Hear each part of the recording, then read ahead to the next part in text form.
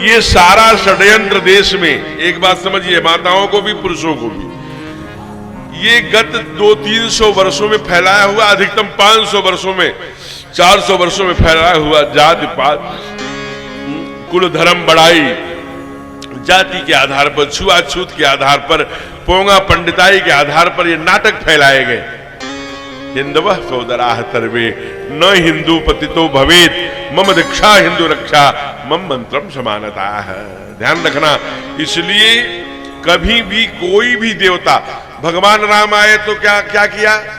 रावण जी पंडित जी थे, रावण को मारे, लेकिन अपने राज्य नहीं लिए, उन्हीं के धर्मात्मा भाई विभीषण को राजा बना दिया। आप देखिए आंध्रा में ऋषिमुख के पर्वत के नीचे बाली को मारा, तो अपने राजा नहीं बने, उन्हीं के छोटे भाई सुग्रीव को बना दिया।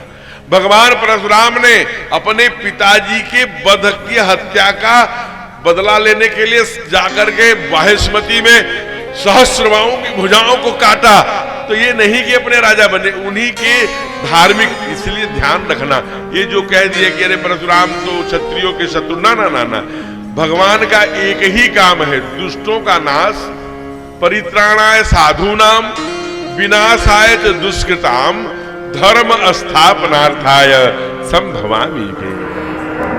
दुष्टों का नाश करना, सज्जनों की रक्षा करना, धर्म की स्थापना करना, यही भगवान करने आते हो। चाहे वो वामन हो, चाहे कल्की हो, चाहे बुद्ध हो, चाहे शुक्र हो, चाहे वो राघव हो, चाहे वो कृष्ण हो, चाहे वामन हो, चाहे कल्की, जो भी हो, वो सब एक ही काम करने आते। इसलिए भगवान परशुराम अगर क्षत्रियों के शत्रु होते तो अपना सबसे प्रिय धनुष जनक जी को क्यों देके जाते?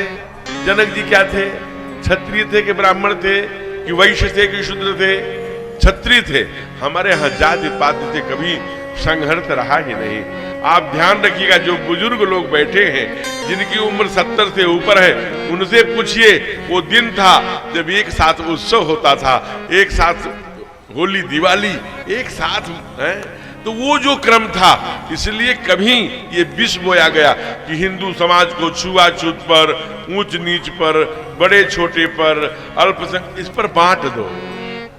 और जब हिंदू बटेगा तो आदि सनातन धर्म कमजोर होगा, इसलिए बांटने का षड्यंत्र है।